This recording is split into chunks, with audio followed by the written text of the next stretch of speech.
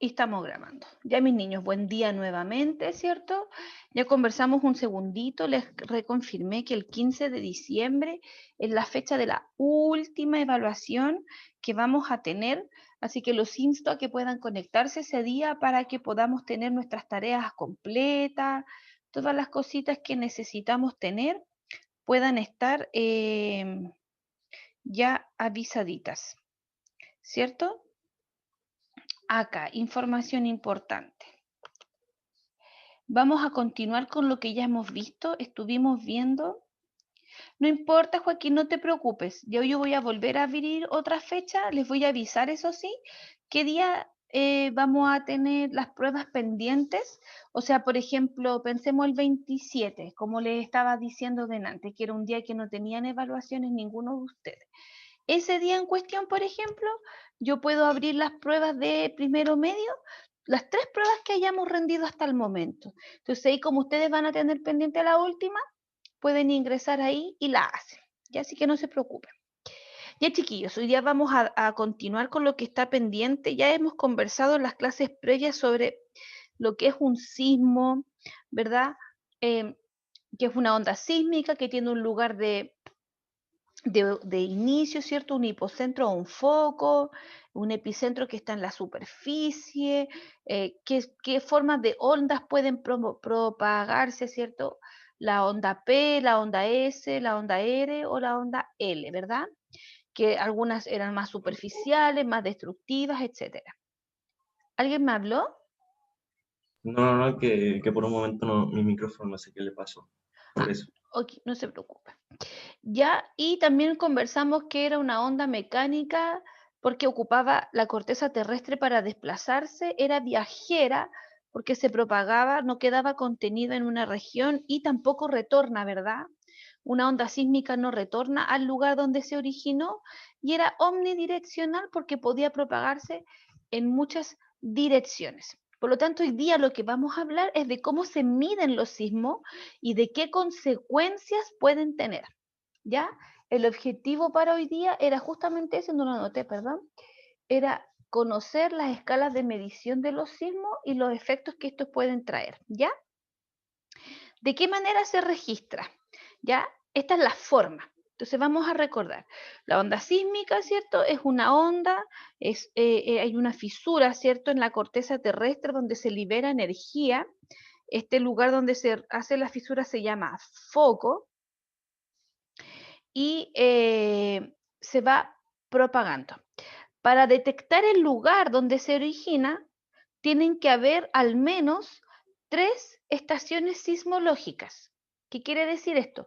3 lugares distintos que registren simultáneamente lo mismo, ¿verdad? Que registren simultáneamente lo mismo para entre esos 3 poder estimar dónde se originó el sismo, ¿ya? A partir de los datos aportados por cada estación, se puede triangular la información y decir, ah, en este lugar ocurrió el sismo.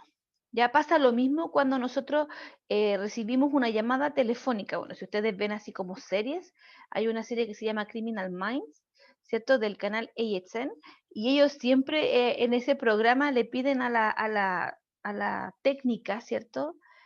Al analista de información electrónica o tecnológica que triangule la ubicación donde está la llamada, ¿verdad? Porque nosotros cuando hacemos una llamada por nuestro celular estamos ocupando distintas antenas. Entonces, dependiendo de cuál antena estemos ocupados, me da una ubicación probable de dónde estoy posicionada, ¿cierto? Y ellos van y resuelven los crímenes y toda la cuestión. Es algo parecido aquí. Dentro de una estación sismológica hay un sismógrafo. El sismógrafo es el instrumento con que se mide el sismo. Lo anota, lo registra en un papelito y esto se llama un sismograma, ¿ya? Y el sismógrafo lo que hace te va avisando mediante un dibujo si es que hubo algún cambio en la vibración o no. Atención aquí, este es un sismograma.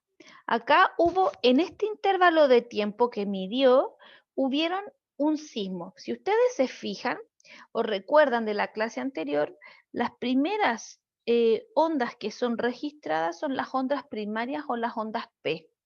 Esas son las primeras que se avisan. Y después vienen las ondas S, que son las secundarias, ¿ya? Si ustedes se fijan aquí, acá me está diciendo que comenzó un movimiento, hubo algo, una intensidad, y aquí se produjo el mayor, como el mayor remesón, podríamos decirlo. Como donde yo sentía como, tunun, donde El sentía mayor movimiento. claro, como donde se sintió con mayor intensidad. ¿Ya? Y después obviamente fue decreciendo. Si ustedes lo analizan, nosotros estamos en constante movimiento. Quiere decir que un sismógrafo probablemente siempre esté, pensémoslo así, como avisando está en movimiento, porque nuestras placas, como se están moviendo a cada rato, siempre hay movimiento telúrico, solo que a lo mejor nosotros no lo sentimos, que no es lo mismo. A lo mejor no nos alcanzamos a dar cuenta que está temblando, pero eso no quiere decir que no esté temblando. A partir del tiempo transcurrido entre la onda P y la onda S, o sea, estas dos, se puede determinar la distancia entre el epicentro y la estación. Recuerden que esto se demora unos segundos en llegar porque se desplaza en la corteza. Pero ¿de qué manera se mide el sismo? Ya vimos el cómo, el con qué instrumento, ¿cierto? Se mide con un sismógrafo, a través de un sismograma que va registrando el movimiento que se va produciendo, pero para que eso quede registrado y se pueda traducir de alguna manera, lo tenemos que nosotros poder entender. Y para eso se van a ocupar dos escalas que son como las más reconocidas. Hay una que mide la intensidad de la energía liberada y hay otra que mide el grado del daño que se produjo. Nosotros vamos a tomar aquí como representativa la primera, la que mide grado de intensidad. Esta se llama la escala de Richter. Ya, la escala de Richter mide cuánta energía se libera desde un punto. Es la más utilizada porque es la más objetiva. ¿Qué quiere decir esto? Que yo puedo atribuirle una cifra a lo que realmente está ocurriendo. La otra escala, la vamos a ver a continuación, es más subjetiva porque está basada en el daño que se produce en los edificios o en los enseres. O se le pregunta a una persona, oye, ¿cómo percibiste tú el sismo? Entonces, como una persona puede dar una opinión basado en lo que percibe, y no todos tenemos el mismo temor a los temblores, por ejemplo, o a los terremotos, hay personas a las que no si está temblando, dicen, bueno, tembló, ok, gracias. No es algo como tan terrible para ellos. En cambio, hay personas para los que sí es un tema, esa persona probablemente diga, no, fue como un grado 1000, casi me morí. Y fue un sismo 2, no sé, estoy inventando, ¿cierto? Estoy siendo muy hipérbole. Pero es para que se entienda la idea. Entonces, la escala de Richter, como mide como objetivamente, yo puedo decir, de verdad que pasó esto. Ya es más precisa para sismos de baja o alta magnitud. Perdón. ¿Qué quiere decir esto? Que me entrega como una información más certera. Ya se expresa en números como los que nosotros contamos, los números cardinales, ¿verdad? Arábigos se llama. Pero no es una forma lineal. ¿Qué quiere decir esto? La forma de expresarse la escala de Richter es una escala logarítmica. ¿Qué quiere decir esto? Que de un punto a otro no existe una unidad de distancia, sino que va aumentando en potencias de 10 en 10. En otras palabras, un sismo grado 1 ya liberó 10 unidades de energía, ¿ya? Un sismo grado 2 aumentó 10 veces la anterior, o sea, 100 veces 100 unidades. Un sismo grado 3 son 1000. Un sismo grado 4 son 10.000. Un sismo grado 5 son 100.000 unidades de energía. Y así sucesivamente. Entonces, cada vez que hay un aumento, cada vez que hay un grado por sobre el otro, hay un aumento de una potencia de 10. Entonces, no es que de un grado 2 a un grado 3 aumentó una unidad. ¿Me entienden o no? O sea, es algo importante. Acá, por ejemplo, dice, una magnitud 4 no es el doble de 2, porque eso sería como número natural, sino que un grado 4 es 100 veces mayor que un grado 2. Tienen que pensar que aquí hubo un aumento de 2 unidades, o sea, hay 2 ceros de O sea, distancia. profe, Dígame. cada grado son 50. ¿Cómo? Cada grado son 50, ¿cómo se dice? 50 de, ¿cómo se dice? Eh, no, lo que yo estaba diciendo sobre la magnitud. Es que por eso les digo, lo que pasa es que 50 no, como que no queda muy apropiado porque son potencias de base 10. Ah, Entonces, por ejemplo, un grado 9 corresponde a tener un 1 y 9 ceros después de esa cifra. O sea, 1.000 millones de unidades de energía. Eso es un sismo grado 9. 1.000 millones de unidades de energía. Estoy ocupando la palabra unidades porque no tiene otra forma de medirse. ¿Me entiende? Entonces, por eso que genera el daño que genera, por eso que la Tierra se mueve como se mueve, por eso que se siente como se siente, porque se están liberando 1.000 millones de unidades de energía. Entonces, por eso que la escala Richter es tan precisa, y si ustedes se dan cuenta, uno dice un grado 8, 8.1, 8.2, 8.3, 8.4, 8.5, ¿verdad? Entonces, entre medio también se va subdividiendo para ir hablando de con cuánta intensidad fue creciendo, ¿ya? Acá está la escala de Richter. Ya si ustedes se fijan, ella no está separada de uno en uno, sino que lo fueron tomando por tramos. Un sismo menor a 3,5 no se percibe, nosotros no decimos, oh, tembló fuerte, ¿no? Pero sí queda registrado. Entre un 3,5 y un 5,4 puede ser percibido, pero causa daños menores, o sea, lo más se mueve la lámpara, quizás se cae un florero, etc. Entre un 5,5 y un 6 ocasiona un daño ligero a un edificio. A lo mejor podría presentarse una grieta. Entre un 6,1 y un 6,9 puede haber un daño importante. Entre un 7 y un 7,9 es un terremoto mayor. Y 8 o más hay un gran terremoto. Antes llegaba solo hasta el 7,7,9, pensemos, ya imaginémonos.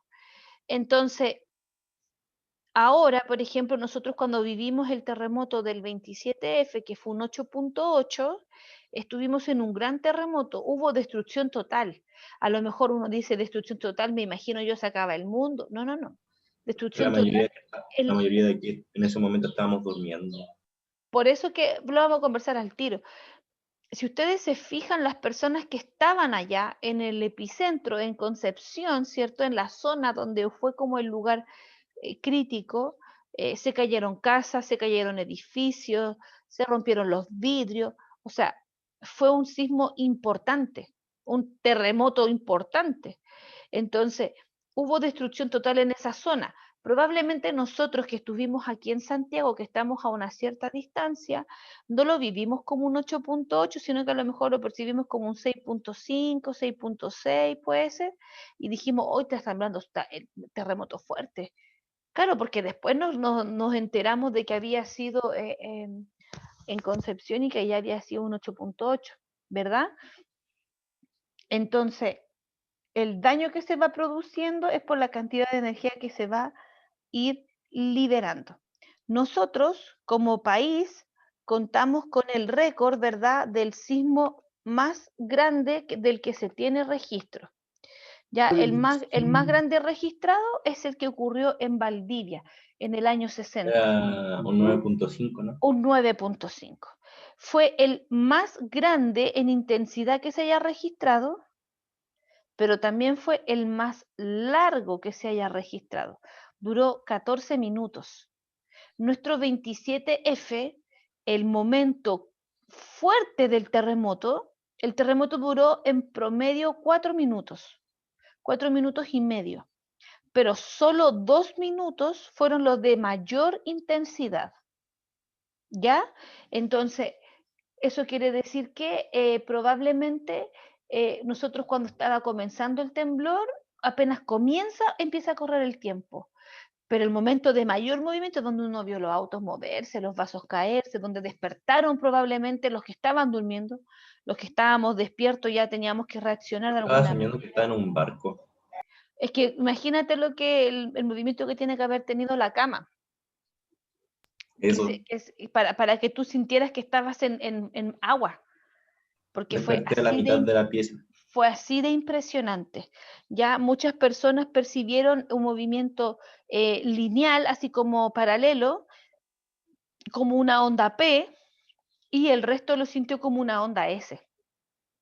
Ya por eso querían, si uno miraba para afuera, los autos saltaban, se levantaban entre 5 a 7 centímetros, que no es menor.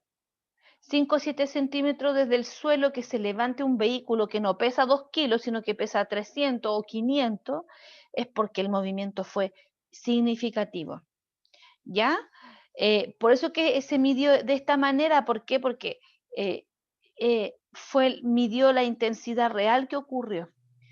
Después viene 1,9 grado, que creo que fue en Japón, y después viene el 8,8 de nuevo que tenemos nosotros en Chile. Ya recuerden que nosotros somos un país sísmico debido a que estamos justo posicionados, nuestra anatomía, ¿cierto? Nuestra figura como país Chile está posicionado encima de la unión entre la placa de Nazca y la placa sudamericana. Entonces, como están en constante colisión, nosotros vamos a estar en constante movimiento. Es una de las bendiciones que tenemos, chiquillos.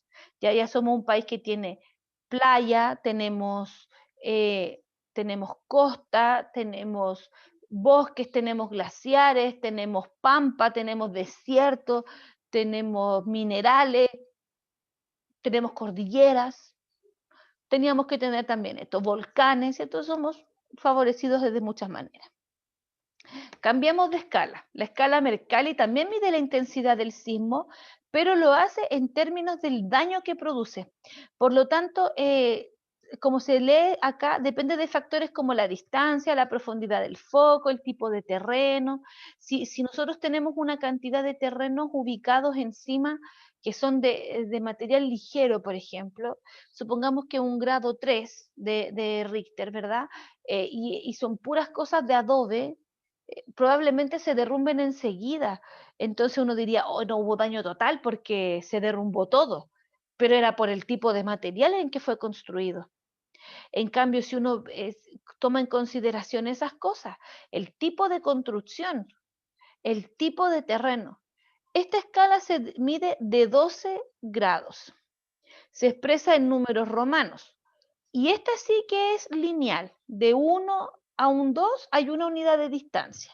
No es como la Richter, que es logarítmica, que era 10 veces más fuerte que la anterior, 100 veces más fuerte, 1000 veces más fuerte, etc. No se basa en los sismógrafos, sino que se basa en el daño producido y, como aquí dice, en la sensación percibida por la gente. Por lo tanto, cuando ustedes le preguntan, oye, ¿cómo percibiste el temblor o el terremoto? Y tú eres de esas personas que le tiene terror, no, es que esto fue terrible, así, no, escandaloso, toda la cuestión. Y a lo mejor no fue así, pues. ¿Me entienden? Entonces, más subjetiva. Por eso que se considera como más oficial la de Richter. Aquí está el detalle de cómo se mide cada una. Aquí están los 12 grados que propone la escala de Mercalli. Si ustedes se fijan, un grado 3 dice percibible por algunas personas dentro de los edificios, pero en los pisos altos. Muchos no lo reconocen como terremoto. Un automóvil que está detenido se mueve ligeramente y se percibe como que pasara un camión por fuera. Cuando pasa un camión por fuera, Sí, sí. tiembla un poquito el vidrio, ¿cierto? Se No, mueve algo no, no, adentro. es como si tú, por ejemplo, estés acostado, podéis sentir un ruido, ahí como que viene algo, y de repente, sientes el, el temblor. Exactamente. De hecho, ya lo habíamos conversado la semana pasada, los temblores también pueden oírse, están dentro de nuestro rango auditivo. Ya por eso que hay muchas personas que dicen, ¿escuchaste el temblor?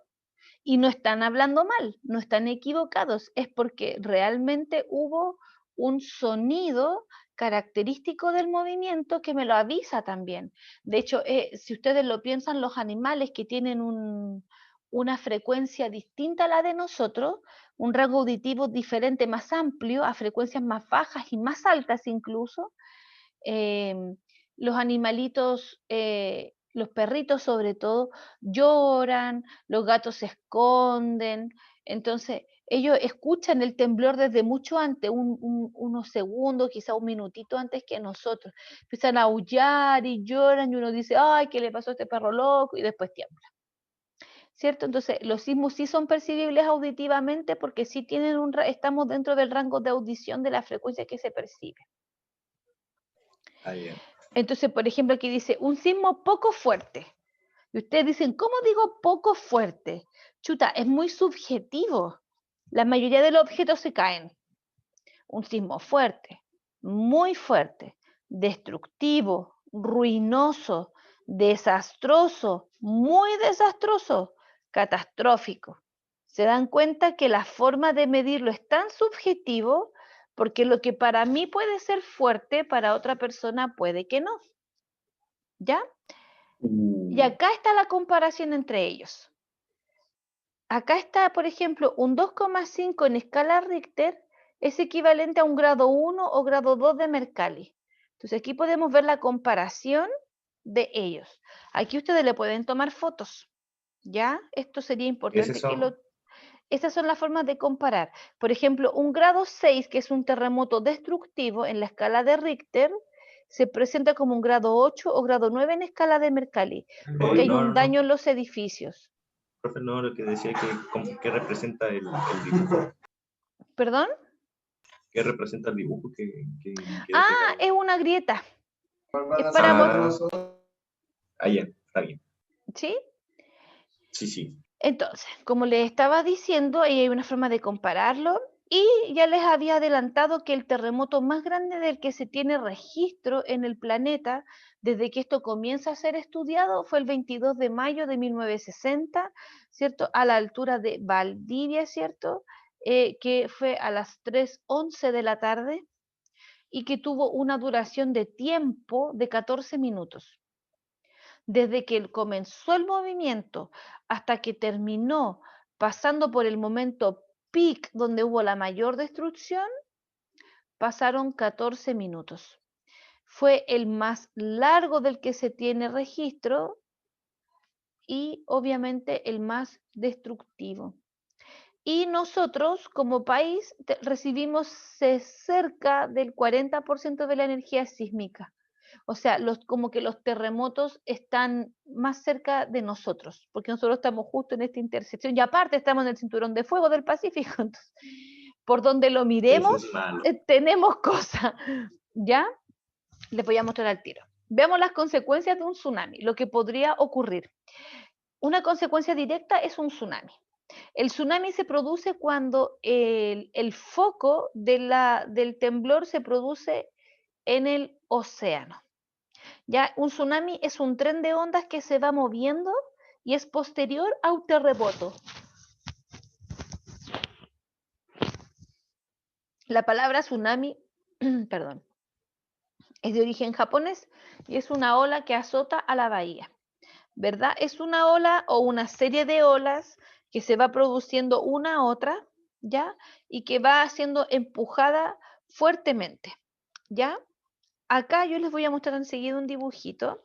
La energía que se libera en la corteza marítima, ¿verdad?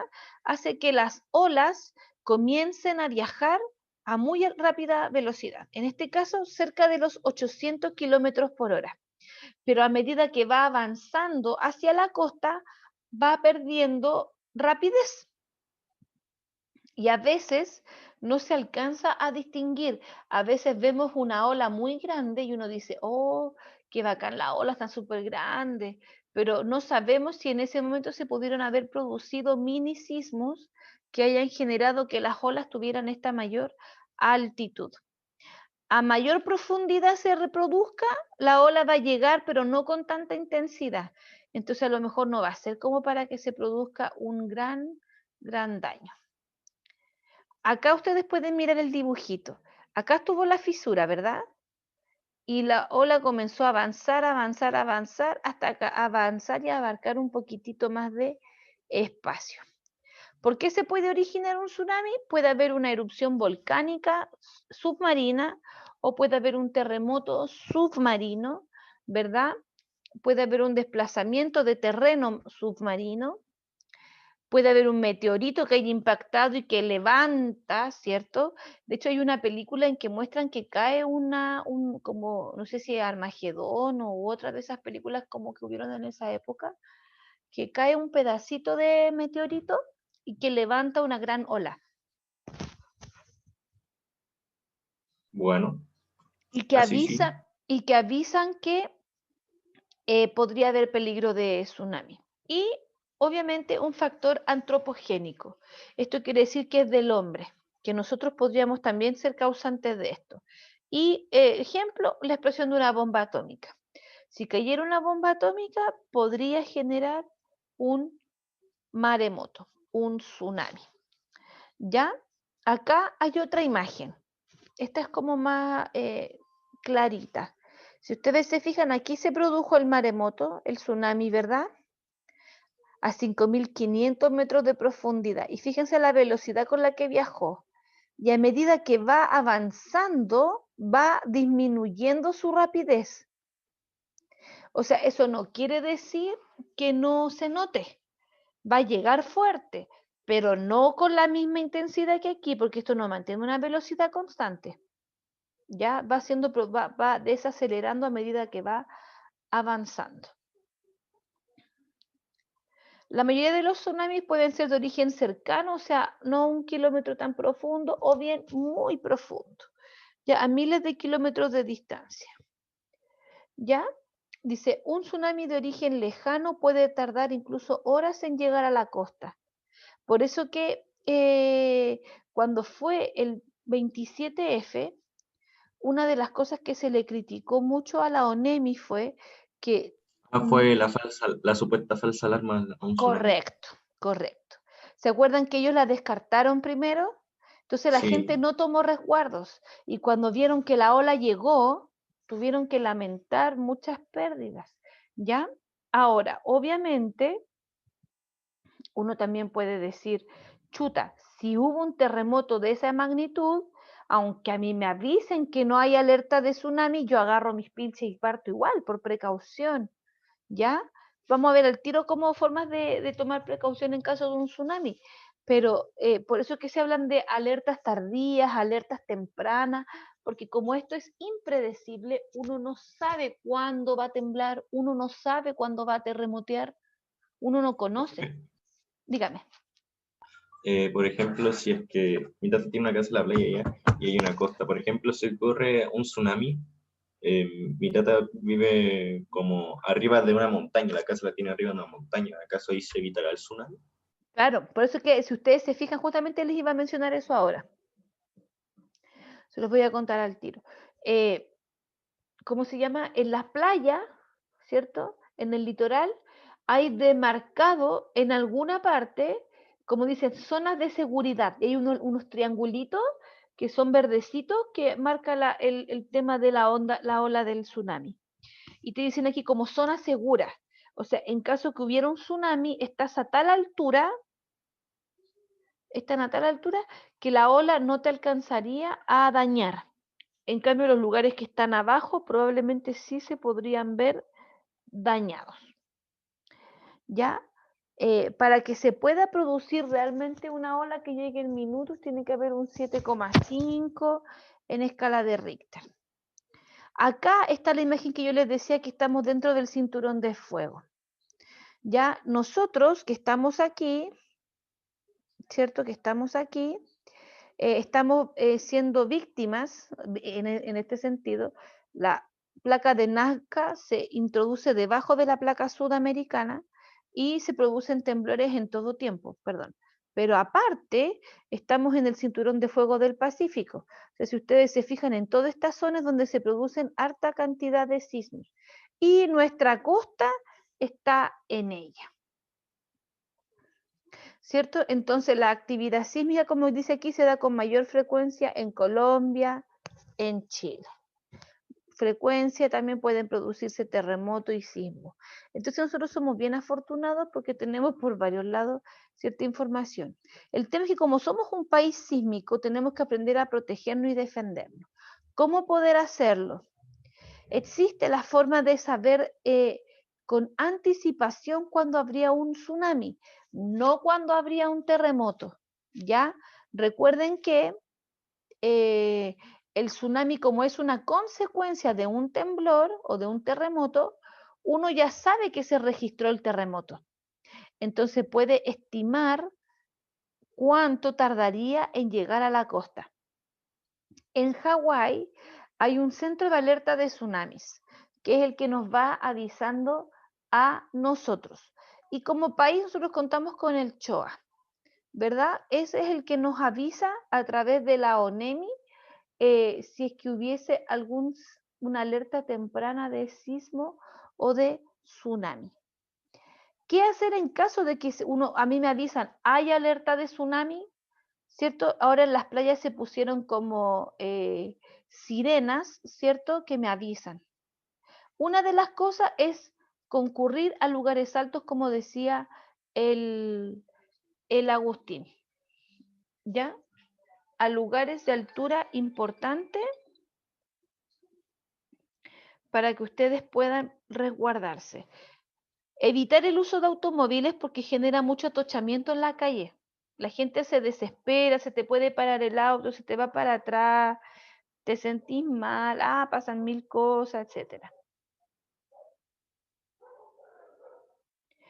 Y finalmente no descender o no bajar hasta que se avise que ya pasó el peligro. ¿Cómo lo podemos hacer? ¿Qué es lo que hace la gente normalmente?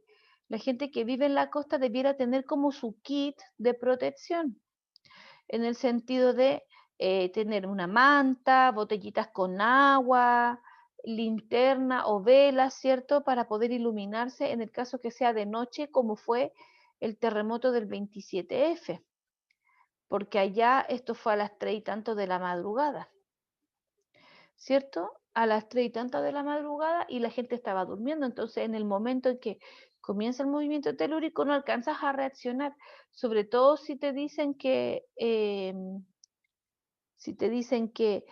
son 7 minutos, por ejemplo, o 5 minutos antes de que llegue el impacto de la ola a la costa. Entonces uno tiene que reaccionar rápido. ¿Me entienden a lo que voy? Por eso que es Sí, importante tener estas cosas ya resguardadas. Tener un kit como unas mantas, por ejemplo, unas botellas con agua y linterna con pilas o batería o en caso de velas y un juego de fósforo para tener en caso de resguardarse. Recuerden que si impacta una ola, uno no sabe cuánto tiempo va a estar a la espera de que la situación baje o de que el agua retroceda para poder efectivamente ir a tu casa y ver qué daño fue el que realmente se provocó. Ya, por eso que es importante conocer la señalética y en la playa está delimitada. En la costa chilena hay delimitaciones donde se dice, donde se avisa hasta qué altura podemos llegar para prevenir y cuidarnos de un tsunami. Entonces, la clase de hoy día tenía este norte, ¿cierto? De que pudiéramos conversar un poquito de lo que ya habíamos hablado sobre los sismos, ¿verdad? Pero ahora en cómo se miden, ya sabemos que la escala de Richter es la más objetiva porque mide la intensidad que realmente se liberó, cuánta energía fue liberada, mientras que la escala de Mercalli también es buena, pero ella habla en términos de los daños.